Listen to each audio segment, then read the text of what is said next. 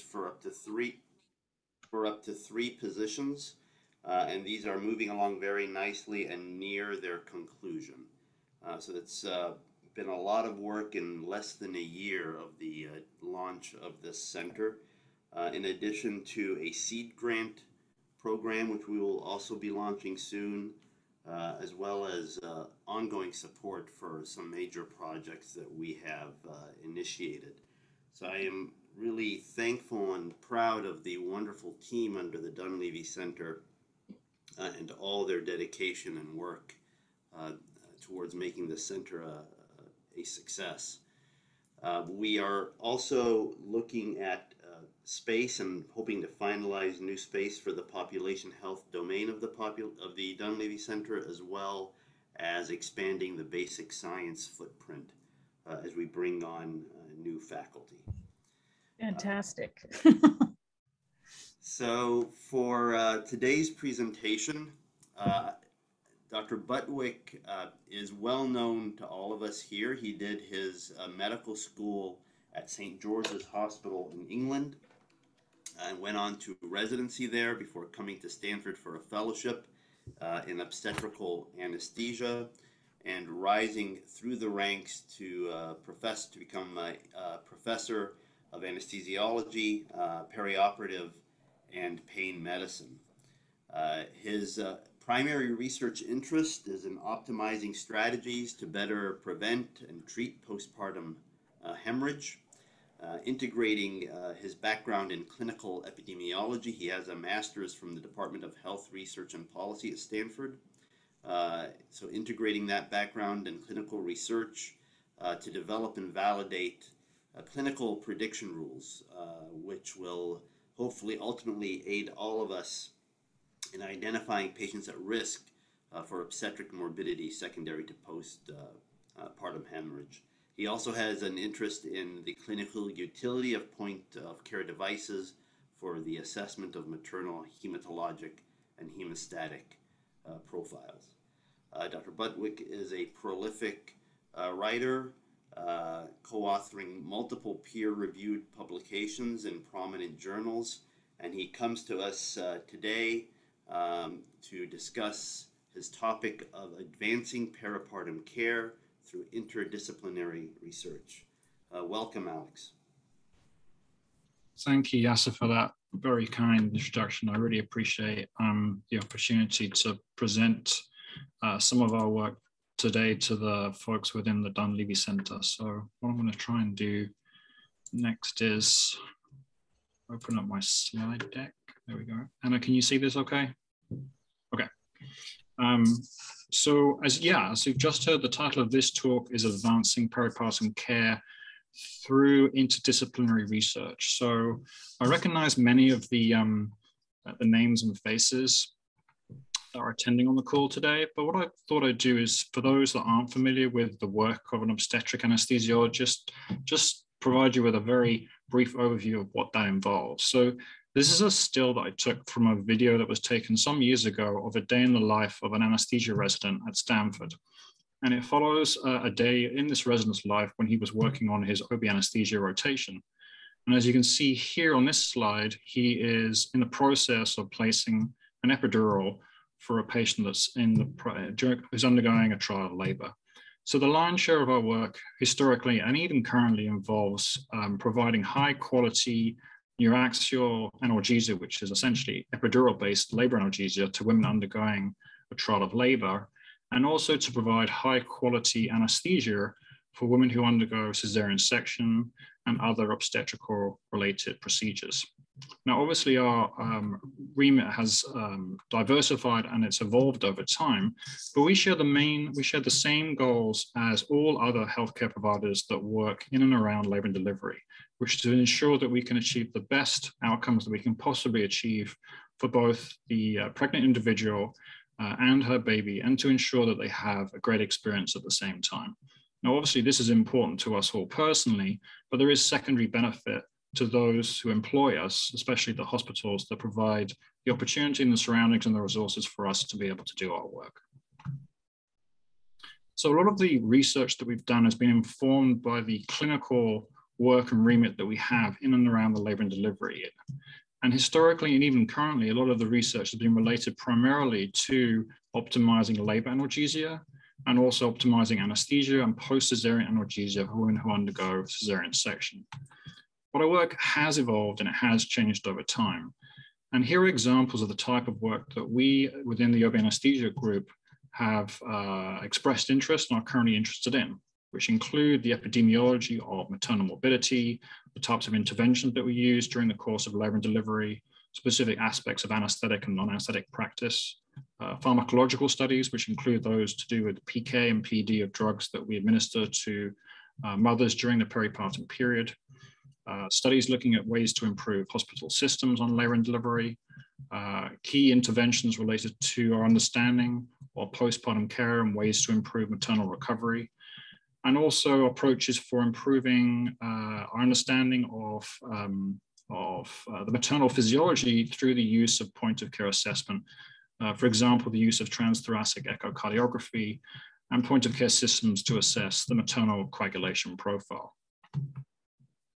And all of the work that I've been fortunate enough to be involved in has to do with and relies upon collaboration both within the group that I'm in, but also importantly, groups outside of OB anesthesia.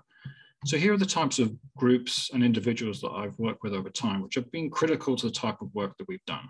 So these groups include investigators within the maternal fetal medicines unit, obstetrics, the CMQCC and the CPQCC, neonatology and the Perioperative Center, those involved in data science within and outside of our department, epidemiology here at Stanford, and transfusion services. But these collaborations are not restricted just to those at Stanford.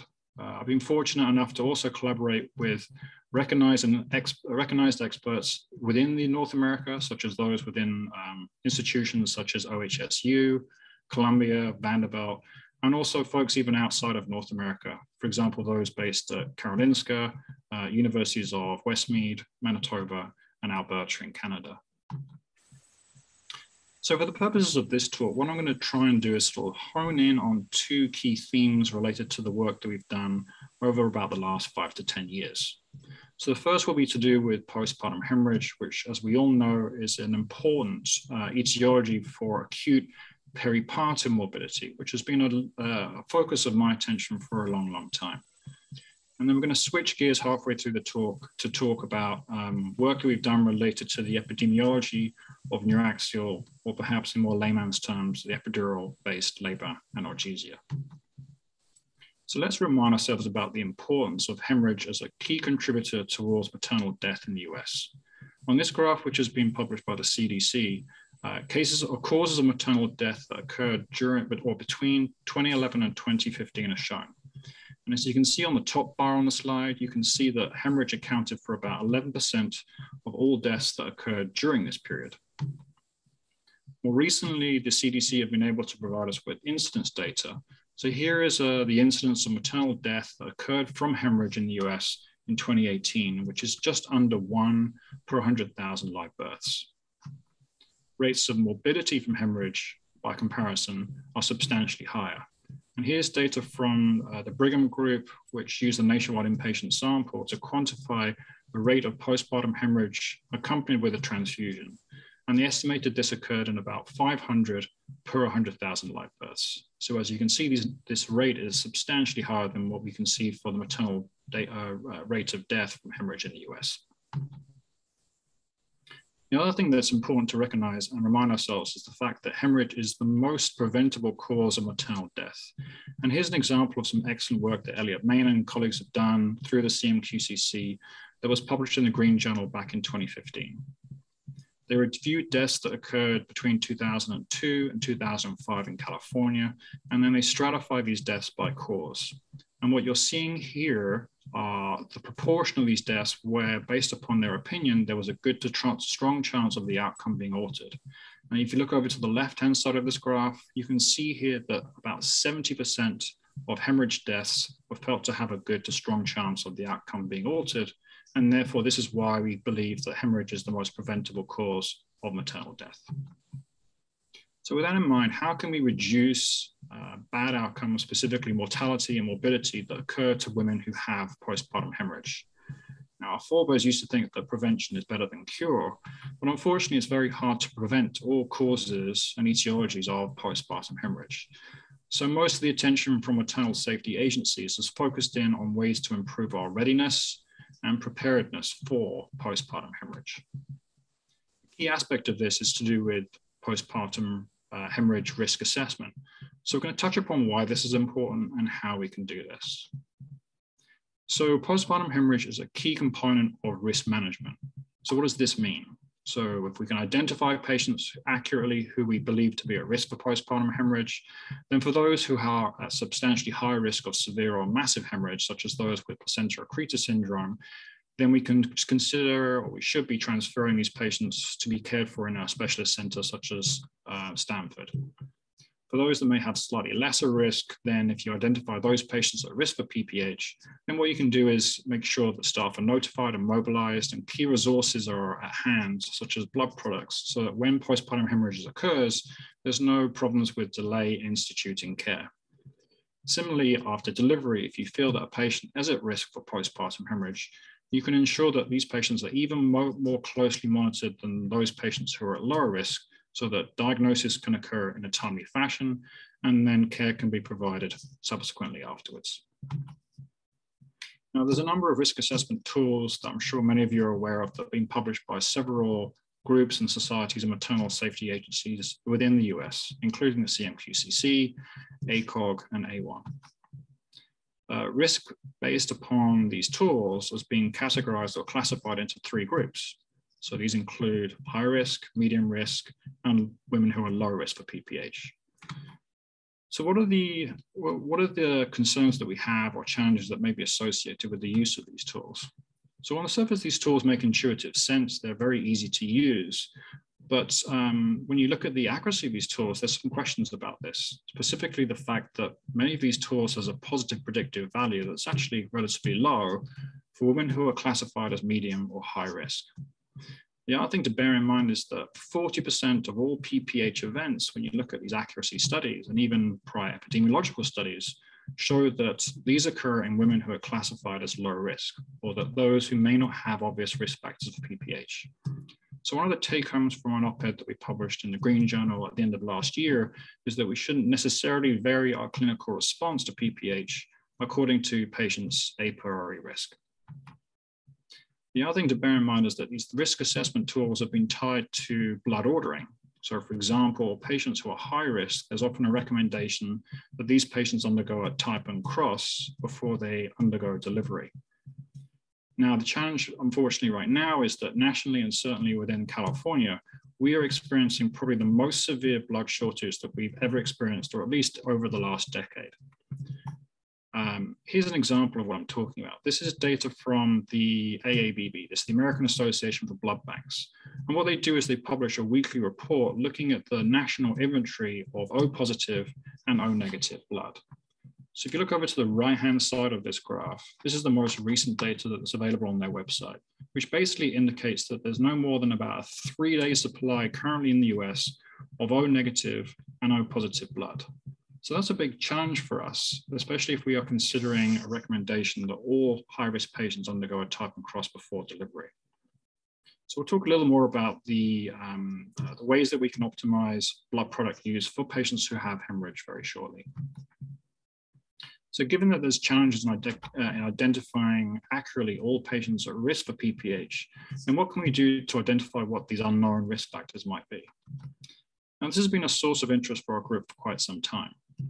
Previously in prior epidemiological studies, there's been some uncertainty about whether there's a relationship between maternal body mass index and an increased risk for postpartum hemorrhage. So through collaborations with OB and the CPQCC, we made use of the linked data that's available in California to examine the association between maternal BMI using the WHO BMI class system and the risk for PPH. So in this slide here, you can see the prevalence of PPH based upon the BMI class. And as you can see, if you look at the black bars, there's no obvious linear or non-linear increase in the prevalence of PPH as the BMI class increases. So you may be wondering, well, that's great, Alex, but what about after accounting for relevant confounders? So here's the results from our logistic regression analysis after accounting for a very large set of patient covariants. And what we found overall, there was no obvious increased risk of PPH as the BMI class increases compared to a reference group with a BMI class of 18.5 to 24.9. The other thing I've found is that I often get ideas about potential studies just from having sidebar conversations with obstetricians on the labor and delivery unit or in the operating room. And one of the things that I remember talking to various obstetricians about was when they undergo or when they're doing a cesarean section for a patient that requires a cesarean section who's preterm, are there challenges in terms of delivery of the placenta and whether that may influence the degree and magnitude of blood loss? And I often remember conversations with obstetricians where they say that can definitely be a case where it's challenging to deliver the placenta, which can, at least anecdotally, be described as sticky or difficult to deliver. So that got me wondering whether there might be an issue here in terms of the association between the gestational age of pregnant individuals when they deliver and their risk for PPH. So this is a question that could easily be answered or addressed within the California linked data set, but also through collaborations that we have with Karolinska. They could do a similar type of analysis and we can do some side-by-side comparisons to see whether there's any variation, if there's an association that occurs internationally. So what you can see here is the prevalence of PPH from the California cohort, where we looked at gestational ages between 22 completed weeks up to 42 completed weeks of gestational age. And what you're seeing here is a bimodal distribution where the prevalence is highest at 22 weeks and also at 42 weeks. What about for Sweden? So here's the Swedish data. You can see that the distribution is slightly different, but it also is bimodal with a peak at about 26 weeks, but similarly another peak at 42 weeks of gestation. In our regression analysis after accounting for relevant confounders, what we found was that the adjusted odds ratios for PPH compared to a reference group who delivered between 37 and 38 weeks was highest in those who delivered between 41 and 42 weeks in both cohorts. So this suggested that there isn't a geographical difference in terms of risk, even though the magnitude might be different between these two groups.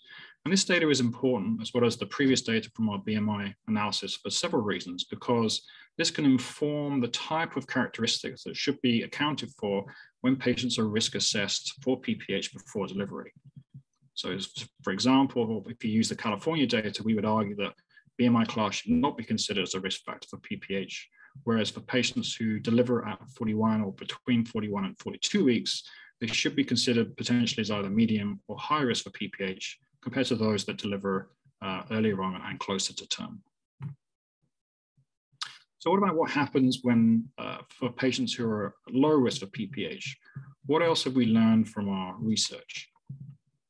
So as we know, uterine atony is the most common cause of PPH, and we typically use oxytocin for prophylaxis against uterine atony. But for patients who have refractory uterine atony, where oxytocin does not increase the smooth muscle tone of the uterus, our next course of action is to consider a second-line uterotonic.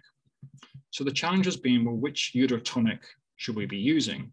And there's a number of different options here. The most common being either methylogonavine or methogen or carbaprost, which is hemabate. So we attempted to try and get a better understanding about which second-line uterotonic may make sense using data that was available through the maternal fetal medicines unit registry.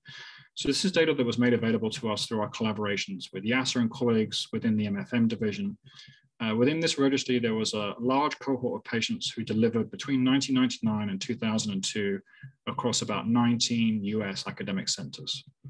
The main plus with this data is it was extremely rich in patient characteristics, obstetrical information, and perinatal data, including data related to hemorrhage and also drug exposure, including whether patients received carbaprost or methogen. So what this data allowed us to do was to examine whether there was a difference in the prevalence and also the risk of hemorrhage-related morbidity in patients that had atony refractory to oxytocin who received carbaprost versus methogen.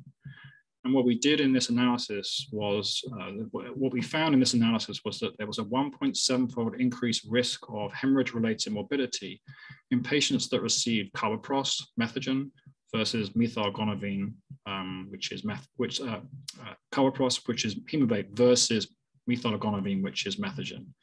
So these data essentially suggest that methogen may be the preferred first choice second-line uterotonic, but obviously what we don't have currently is validated data from a large, high-quality prospective trial. Now, the challenge here is that doing that sort of analysis or doing that sort of study is extremely difficult.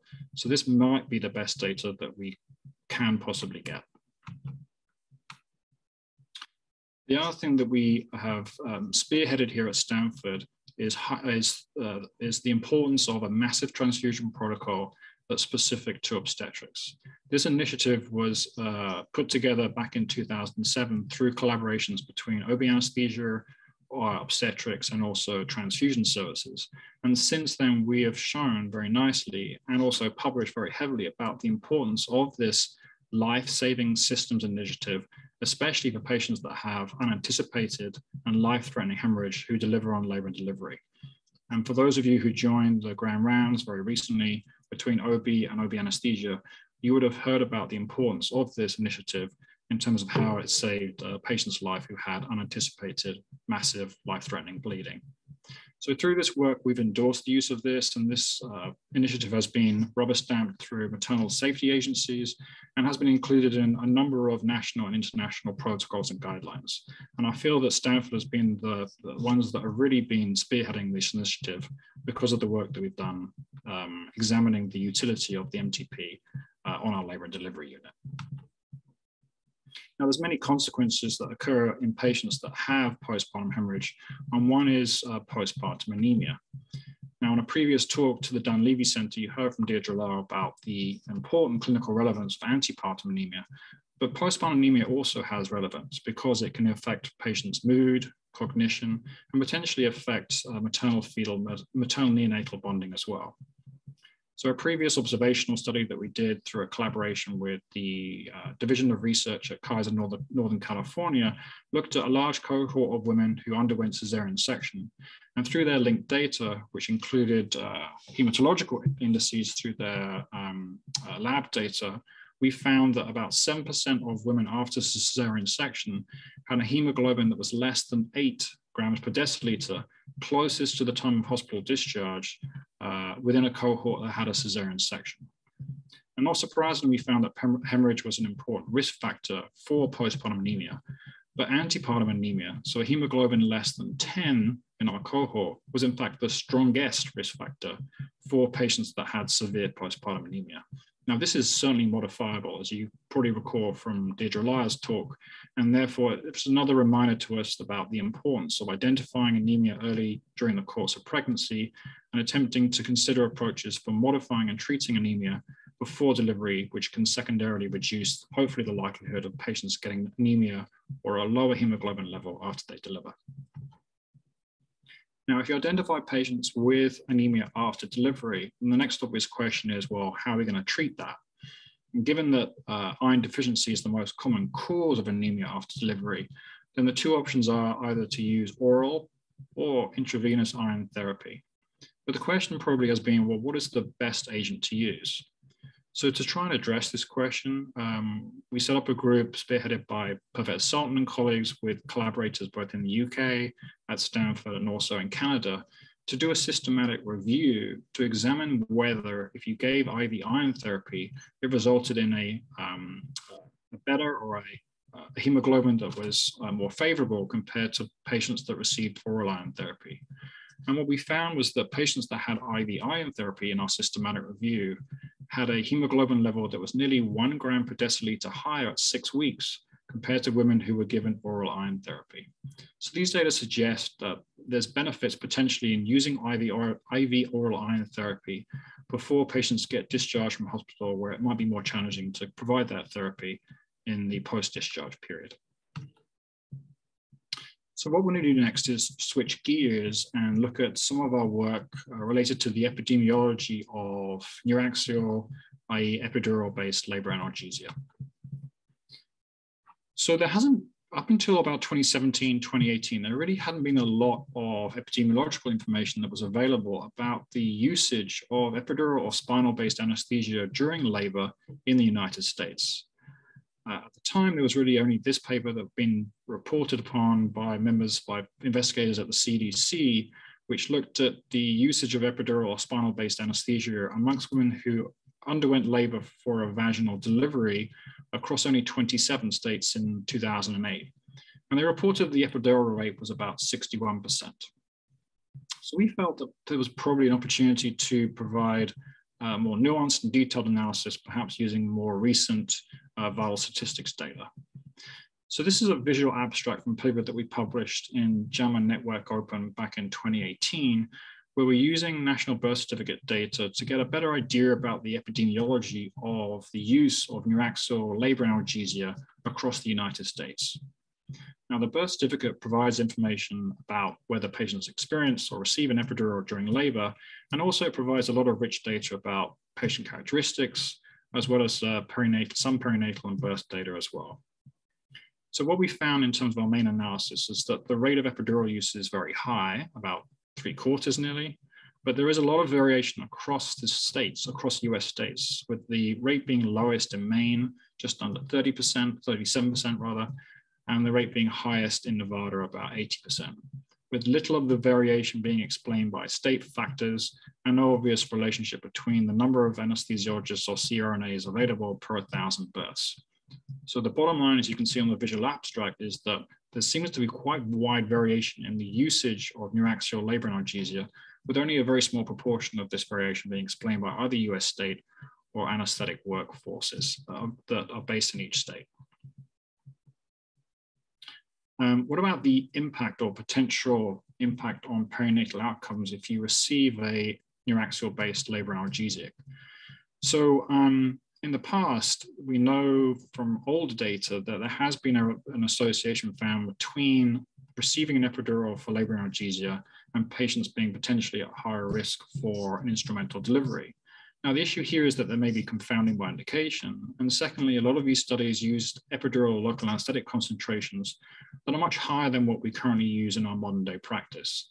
And in fact, some excellent work by Pervez Sultan and Brendan Carvalho showed in a separate meta-analysis is if you look at studies that use high local anesthetic concentrations within their epidural solutions versus lower concentrations, that there is in fact a reduced risk of having an instrumental delivery in patients that receive a low concentration of local anesthetic in their epidural compared to those that receive a high concentration.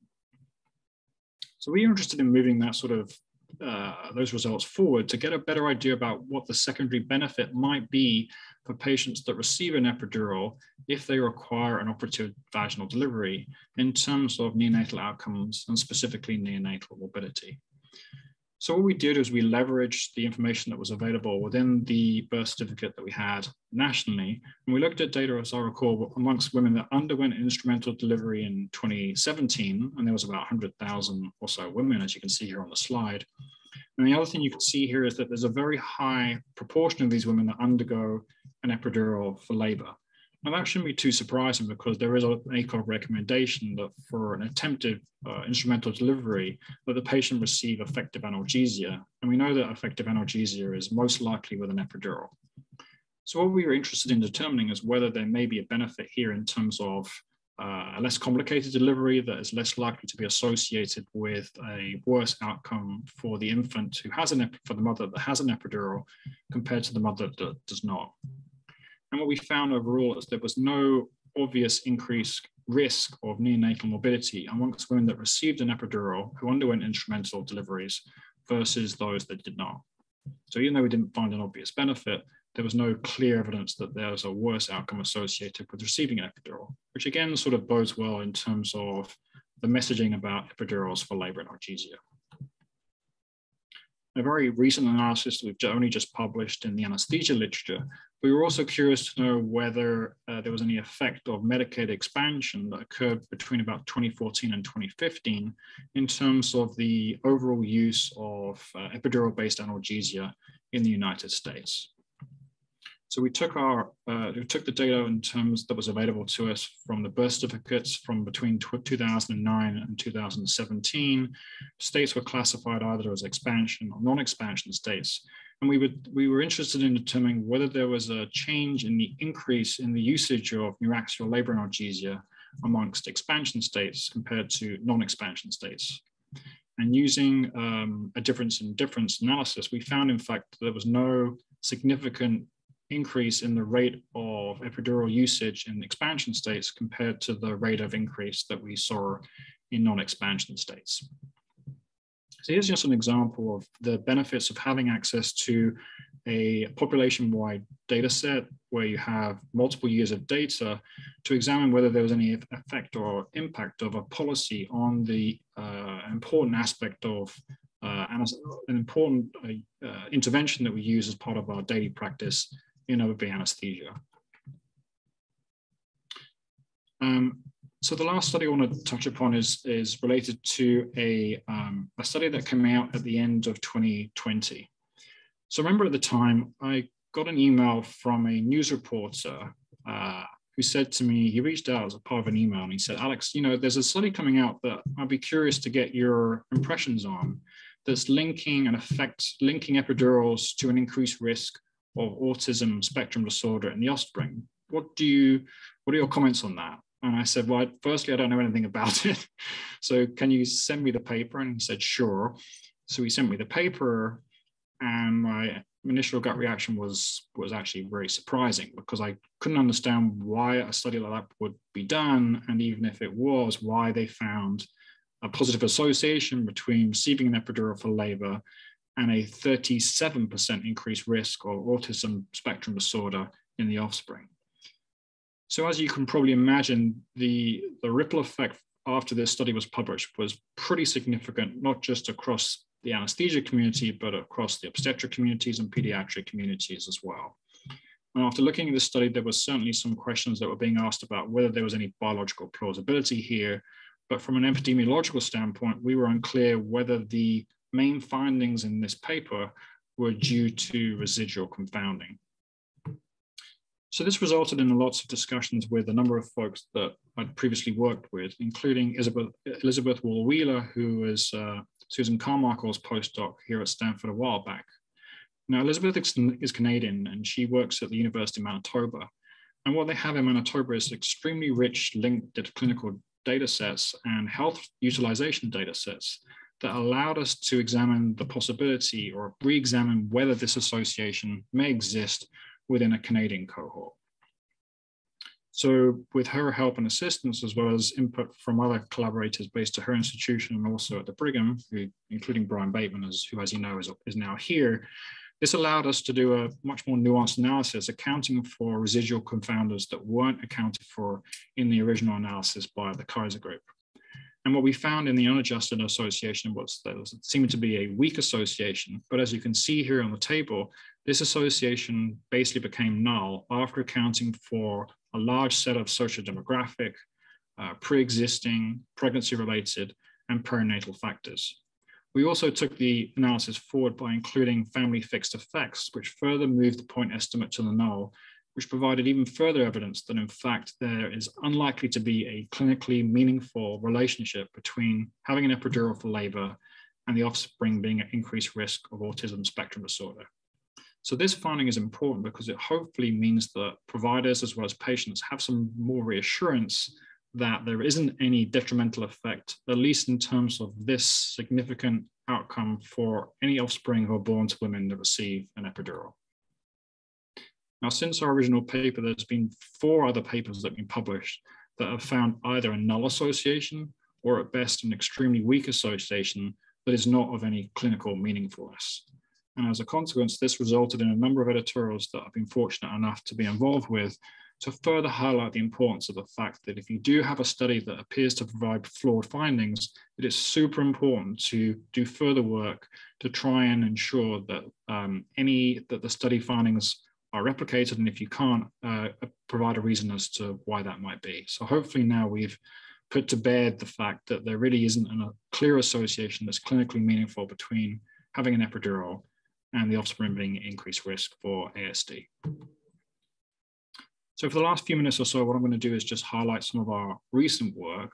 So we're going to go back to look at PPH and what we've been able to do with help and support from Elliot and colleagues within the CMQCC is examine whether there is, examine the extent of any potential variation in rates of PPH across a large cohort of hospitals in California.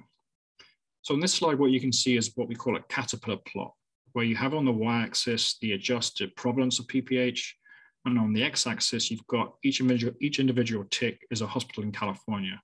So if you look over to the left-hand side, you can see hospitals with very low adjusted prevalences of PPH. And if you look over to the right-hand side, you can see hospitals with somewhat higher rates of PPH. So what we found when you looked at hospitals in California, and there was 247, and we looked at the period between 2011 and 2014, what we found was that the hospital with the lowest rate, with the lowest rate was 0.6%, and the hospital with the highest rate was about 11%. We also used measures to assess the degree of variation between, or the degree of variation across these hospitals, and computed something called a median odds ratio, which basically means that if you have a patient who transitions from a hospital with a low probability of PPH to a hospital with a high probability of PPH, what is the likelihood of that patient experiencing PPH? And what we found was that there is over a 200% increase in the likelihood of PPH if that patient were to move from a hospital with a low probability to a high probability of PPH.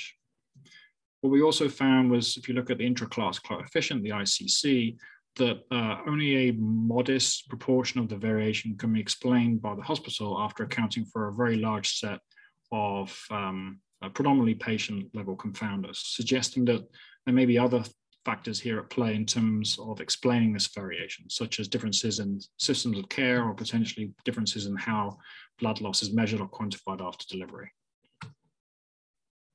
So this is a separate analysis that we've been working on, which we actually discussed this morning, which is being led by Sarah Miller.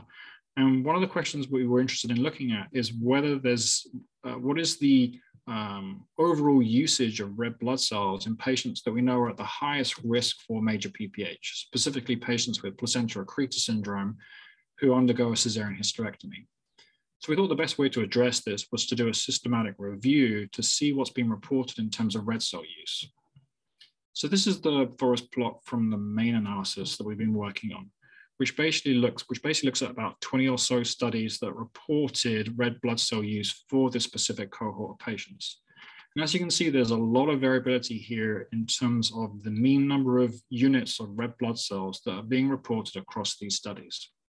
Using a random effects model, what we found overall is that the mean number of units of red blood cells that are being used for patients with suspected PAS is just over 5, with 95% confidence intervals varying from just over 4 to just above 6 units of red cells overall.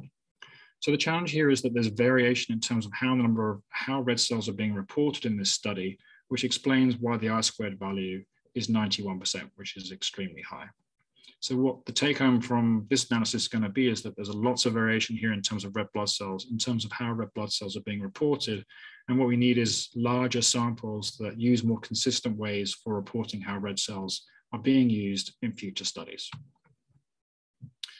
So collaboration is super important. And as Aristotle was famously misquoted as saying, the whole is greater than the sum of the parts. And I firmly believe that. And that's really why we've been able to do the type of work that we have done, which includes input and collaborations, not just only within the group that I am based, but also obstetricians and MFMs here at Stanford, folks within the CMQCC and the CPQCC, others who have allied interest in neonatology, the Prematurity Center, epidemiology, psychiatry, and the transfusion services, and lastly, collaborators that are based externally at the institutions that I described early on. So with that, I think I'll stop. I'd like to thank you for your attention and interest, and if there's any questions, I'd be delighted to take them.